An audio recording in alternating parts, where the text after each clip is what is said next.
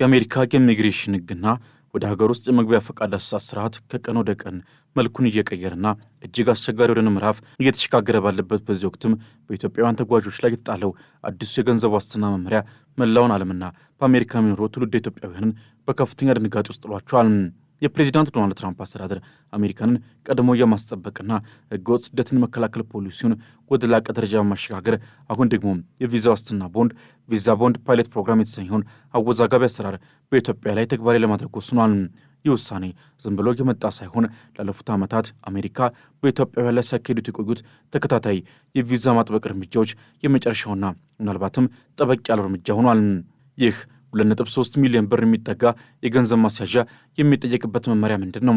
ህጉስ ለምን አስፈለገም? በምን አይነት ዝርዝር ሁኔታዎች ላይ የተመሰረተ ነው? ከአሜሪካ የውጭ ጉዳይ መስሪያ ቤትና ከዓለም አቀፍ የዜና ወኪሎች የተገኙ መረጃዎችን በማቀናጀት ይህ ጉዳይ በኢትዮጵያውያን የንግድ የሕክምናና የማህበራዊ ህይወት ላይ የሚያሳድረውን እጅግ ሰፊ ተጽዕኖ በዛሬው ጥንቅራችን እንዳስሰዋለን። አብራችሁን ቆዩ።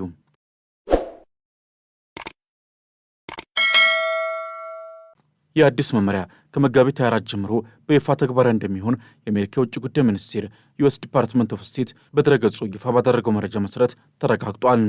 እንደ ሮይተርስና አሶሼትድ ፕሬስ ያሉ ታዋቂ የዜና ተቋማት ዘገባ መሰረት ይህ አሰራርም በዋነኝነት ያነጣጠረው ለንግድና ለቱሪዝም ተብለው በሚሰጡት ቢ1ና ቢ2 የቪዛ አይነቶች ላይ ነው። አመልካቾች በቃለ መጠይቅ ወቅትም እንደየሁኔታቸውና እንደሚያሳዩት የኢኮኖሚ አቅም እንዲሁም ወደ ሀገራቸው የመመለስ ዕድል ተመዝኖ 5,000፣ 10,000 አሊያም 15,000 አሜሪካ ዶላር እንዲያስይዙ ይጠየቃሉ። ይህንን ገንዘብ ዛሬ ባለው የውጭ ምንዛሬ ተመን ወደ ኢትዮጵያ ስንቀይረውም አንድ ግለሰብ አሜሪካን ለመጎብኘት ብቻ እስከ 2.3 ሚሊዮን ብር የሚደርስ ጥሬ ገንዘብ የማስያዝ ግዴታ ይኖርበታል ማለት ነው። የገንዘብ መጠንም ለብዙ ኢትዮጵያውያን ቤተሰቦችና ነጋዴዎች የማይታሰብና የሚናፍቁትን የአሜሪካን ምድር በሕልም ብቻ እንዲያዩ የሚያደርግ የብረት ግንብ ሆኖባቸዋል። ኢትዮጵያውያኑ ከተፈቀደላቸው ጊዜ በላይ አሜሪካ ውስጥ ከቆዩ ደግሞ ገንዘቡ ተመላሽ እንዳይሆን የሚያደርገው ይህ አሰራርም ከ2 ሳምንት በኋላ ተግባራዊ እንደሚሆን የሀገሪቱ የውጭ ጉዳይ መስሪያ ቤት አስታውቋል። ስደተኞችና ጥገኝነት ጥያቄዎች ወደ አሜሪካ የሚጓዙበትን እንዲሁም በዚያ የሚቆዩበትን መንገድ እያጠበቀ ያለው የፕሬዚዳንት ትራምፕ አስተዳደርም ቪዛ ለማግኘት የዋስትና ገንዘብ እንዲያዝ የሚያደርገውን አሰራር ያስተዋወቀው ሐምሌ 2017 ነበር። የአሜሪካ ውጭ ጉዳይ መስሪያ ቤት ባሳለፍነው ታህሳስ ላይ ያወጣው መረጃ እንደሚያሳየው ከሆነ ይህ ግዴታ ከጣለባቸው 38 ሀገራት ውስጥም 24 ያህሉ አፍሪካ ውስጥ የሚገኙ ናቸው። እንደ ጅቡቲ፣ ናይጄሪያና ኡጋንዳ ያሉ የአፍሪካ ሀገራትም በዚህ አሰራር ውስጥ በተካተቱበት ወቅትም ኢትዮጵያ ሳትጠቀስ ቀርታ ነበር። የፕሬዚዳንት ትራምፕ አስተዳደር አሁን ተጨማሪ 12 ሀገራት የግዴታ እንዲጣልባቸው መወሰኑን የዜና ወኪሉ ሮይተርስ አንድ ኃላፊን ጠቅሶ ዘግቧል። ይህ ህግም እስካሁን ከነበረው የአሜሪካ የቪዛ አሰጣጥ ልምድ እጅግ ጥብቅ የሆነ አሰራርን የሚከተል ነው። ቀደም ሲልም አንድ አመልካች በቂ የባንክ ሂሳብ እንቅስቃሴ፣ በኢትዮጵያ ያለው ንብረትና የቤተሰብ ትስስር እንዲሁም የሥራ ሁኔታውን በማስረዳት ብቻ ቪዛውን ማግኘት ይችል ነበር። አሁን ግን አሜሪካ ቃላችሁን ብቻ ሳይሆን ገንዘባችሁንም ዋስትና አድርጉ እያለች ነው።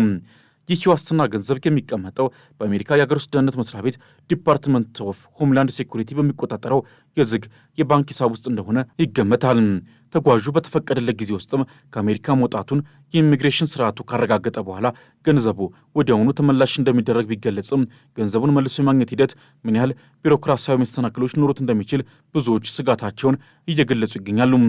ይህ አዲስና እጅግ አነጋጋሪ የሆነው የአሜሪካ መንግስት መመሪያ ተግባራዊ የሚሆነው ከ2 ሳምንት በኋላ ይሁም በመጋቢት 24 ቀን ጀምሮ መሆኑን የአሜሪካ ውጭ ጉዳይ ሚኒስቴር በይፋ ድረገጹ ላይ አስፍሯል። እንደ ሮይተርስ ዘገባ ከሆነ የፕሬዚዳንት ትራምፕ አስተዳደር ይህን እርምጃ የወሰደው ስደተኞችና ጥገኝነት ጥያቄዎች ወደ አሜሪካ የሚገቡበትን መንገድ ይበልጥ ለማጥበቅና ቪዛ ወስደው ከሀገሪቱ ሳይወጡ የሚቀሩ ዜጎችን ቁጥር ለመቀነስ በማለም ነው። የአሜሪካ መንግስት ይህንን ህግ ተግባራዊ ለማድረግ የወሰነበት ዋናው ምክንያትም ቪዛ ወስደው አሜሪካ ከገቡ በኋላ ሳይወጡ የሚቀሩ ዜጎችን ቁጥር በከፍተኛ ሁኔታ መጨመሩ ነው።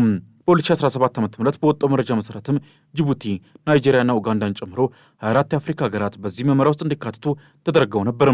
አሁን ደግሞ ኢትዮጵያ በዚህ ዝርዝር ውስጥ መግባቷ የአሜሪካ መንግስት በኢትዮጵያውያን ላይ ያለውን እምነት ምን ያህል ዝቅ እንዳደረገው ያሳያል።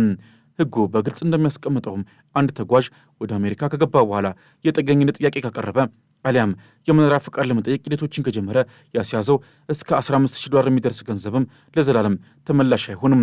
ይልቁንም በቀጥታ ወደ አሜሪካ መንግስት ካዝና ይገባል። ይህ ማለት የጥገኝነት መብት እንኳ ቢገኝ ለዋስትና የተያዘው በሚሊዮኖች የሚቆጠር ብር ይቀማል ማለት ነው። ኢትዮጵያውያኑም በተፈቀደው የመግቢያና መውጫ መንገድ ከተንቀሳቀሱ እንዲሁም ቪዛው በሚያበቃበት ቀን ወይም አስቀድመው ከአሜሪካ ከወጡ በማሳጃነት ያስገቡት ገንዘብ ወዲያውኑ ይመለሳል። ቪዛው ካገኙ በኋላ ወደ አሜሪካ ካልተጓዙ ወይም አሜሪካ ሲደርሱ እንዲመለሱ ከተደረጉም ገንዘባቸውን መልሰው ያገኛሉ። የተቀመጡት ግዴታዎች የሚጣሱ ከሆነ የአሜሪካ ሀገር ውስጥ ደህንነት መስሪያ ቤት ጉዳዩን ወደ ዜግነትና ኢሚግሬሽን አገልግሎት እንደሚወስዱ ተገልጿል። ኢትዮጵያውያኑ ወደ አሜሪካ ከገቡ በኋላ ጥገኝነትን መጠየቅን ጨምሮ ካሉበት ስደተኛ ያልሆነ ሰው ደረጃ የሚያወጧቸው ሌሎች ሂደቶችን የሚጀምሩ ከሆነ ገንዘቡ እንደማይመለስም የመስሪያ ቤቱ መረጃ ያመላክታል። ተጓዦቹ ያገኙት ቪዛ ማብቂያው ቀን ካለፈ በኋላ ከአሜሪካ መውጣትና ቀኑ ተጠናቆ ሀገሪቱ ውስጥ መቆየትም እንዲሁም ግዴታን እንደ መጣስ ይቆጠራሉ። የፕሬዚዳንት ትራምፕ አስተዳደር በወሰዳቸው የተለያዩ ሀገራት ዜጎች ወደ አሜሪካ የሚሄዱበትን መንገድ የሚያጠቡ እርምጃዎች ውስጥም ኢትዮጵያን ሲያካትት ይህ የመጀመሪያ አይደለም። ባሳለፍነው ዓመት ሐምሌ ላይ ለጉብኝትና ለንግድ ወደ አሜሪካ የሚጓዙ ኢትዮጵያውያን የሚሰጣቸው ቪዛ የቆይታ ጊዜ ከ2 ዓመት ወደ 3 ወር መቀነሱ ይታወሳል። ተጓዦች ላይ ጣሉ ሌላው አስቸጋሪ ግዴታ ደግሞ የመግቢያና የመውጫ መንገዶችን የተመለከተው ነው። አዲሱ መመሪያ እንደሚያዘው ከሆነ የዋስትና ገንዘብ ያስያዙ ኢትዮጵያውያን ወደ አሜሪካ መግባትም ሆነ ከሀገሪቱ መውጣት የሚችሉት በታወቁ የንግድ አየር ማረፊያዎች ወይም ኮመርሻል ሪፖርትስ ብቻ ነው። በምድር መንገድ ወደ ካናዳ ወይም ሜክሲኮ ለመሻገር ቢሞክሩ አሊያም በግል አውሮፕላን እንዲሁም በባህር ጉዞ ከሀገር ቢወጡ ይህ እንደ መመሪያ ጥሰት ተቆጥሮ ገንዘባቸው አይመለስም።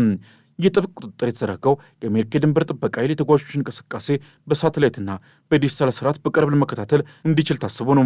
ይህ ማለት አንድ ተጓዥ በቪዛው ላይ በተቀመጠለት ቀን መውጣቱን የሚያረጋግጥ የዲጂታል አሻራ በአየር ማረፊያዎች ላይ ካላሳረፈ ያስያዘው ከፍተኛ ገንዘብ አደጋ ላይ ይወድቃል ማለት ነው።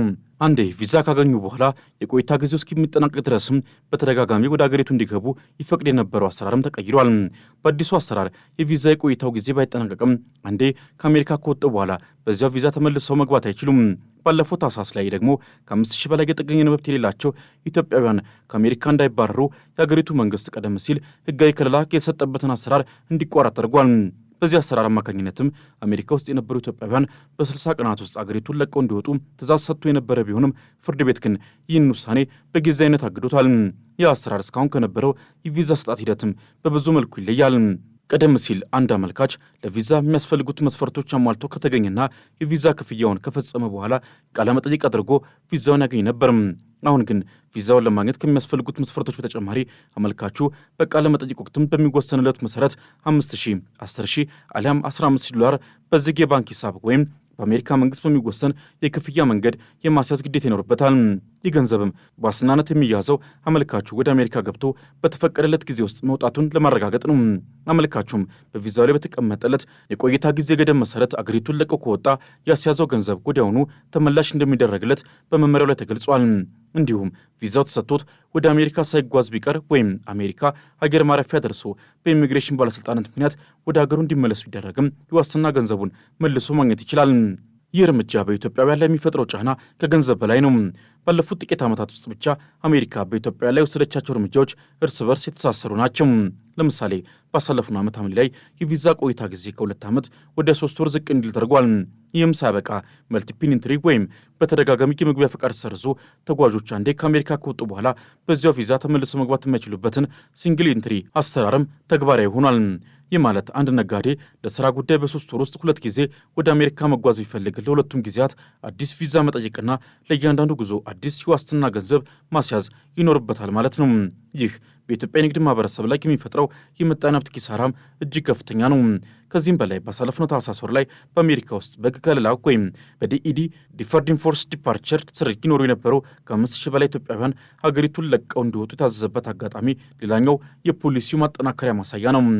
ምንም እንኳን አሜሪካ ፌዴራል ፍርድ ቤት ይህን ውሳኔ በጊዜነት ቢያገደውም አሁን የቪዛ ዋስትና መመሪያ ግን አሜሪካ ኢትዮጵያውያንን ከሀገሯ ለማራቅ ቆርጣ መነሳቷን ያረጋግጣል። የኢሚግሬሽን ጉዳይ ተንታኞች እንደሚሉት ከሆነ ይህ የዋስትና ቦንድ አሰራርም የሀብታሞች ቪዛ ወይም ዌልስ ቤዝድ ቪዛ እየተባለ የሚጠራ ሲሆን ገንዘብ የሌላቸው ነገር ግን ትክክለኛ ጉዞ ምክንያት ያላቸው ዜጎችን ከጨዋታ ውጭ የሚያደርግ አድሏዊ አሰራር ነው የተባለ ነው።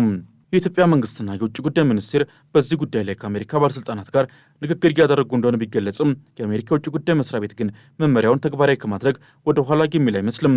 ይህ ህግም በኢትዮጵያ ምጣኔ ሀብት ላይም ሌላ ራስ ምታት ይዞ ይመጣል። ዜጎች ለዋስትና የሚሆን ዶላር ለማግኘት ወደ ጥቁር ገበያ እንዳያመሩ ሊያደርጋቸው ይችላል። ይህም በኢትዮጵያ ብር የመግዛት አቅም ላይ ተጨማሪ ጫና ይፈጥራል። በተጨማሪም በሺዎች የሚቆጠሩ ኢትዮጵያውያን ለሕክምና ወደ አሜሪካ የሚያደርጉትን ጉዞ በዚህ የገንዘብ እንቅፋት ምክንያት ሊስተጓጉል ይችላል። ይህም የዜጎችን የሕይወት ዋስትና አደጋ ላይ የሚጥል አሳዛኝ ክስተት ነው። በአጠቃላይ ዛሬ የምናየው የአሜሪካ ቪዛ ፖሊሲ ኢትዮጵያውያን ወደማይፈለጉ ዜጎች ሰርታ እየመደባቸው መሆኑ ነው።